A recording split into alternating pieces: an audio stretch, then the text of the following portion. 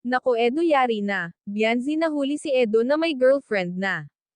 Bianzi nasaktan nga ba sa kanyang nasaksihan? Bago ko ipagpatuloy ang maiksing reaction video na ito, hiling ko lang na patapusin ang panunood nito para malaman ang nilalaman nito, at kung bago ka pa lang sa munting channel na ito, paki-subscribe para lagi kang updated sa video ng mga kalingap.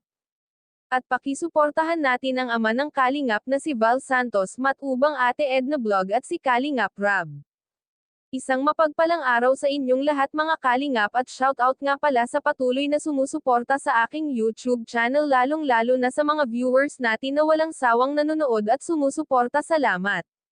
Sobrang nagulat nga itong si Bianzi sa kanyang nalaman tungkol kay Edo. May nakapagsabi sa kanya na si Edo ay may girlfriend na at hatid sundo pa daw ito ni Edo. Dahil nga love team sila ni Edo, ay medyo nalulungkot si Bianzi sa nangyari dahil wala siyang alam na may girlfriend na pala ito.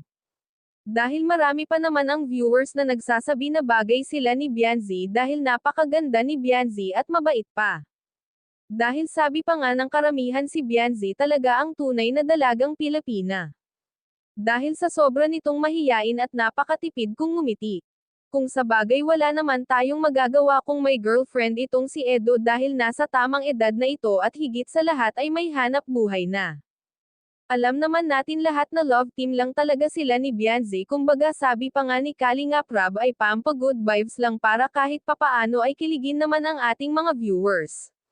Lalo na ang ating OFW na nalulungkot at nangungulila sa pamilya. Dahil napakabata pa ni Bianzi para seryosohin ang love team nila ni Edu.at, saka pangarap talaga ng mga magulang ni Bianzi na makatapos ito ng pag-aaral, dahil pagdating naman sa gastusin ay scholar na si Bianzi ng mga kalingap, kaya sana lang huwag magbago si Bianzi para makapagtapos ito sa pag-aaral. Hanggang dito na lang ang update ko mga kalingap, maraming salamat at God bless sa inyong lahat.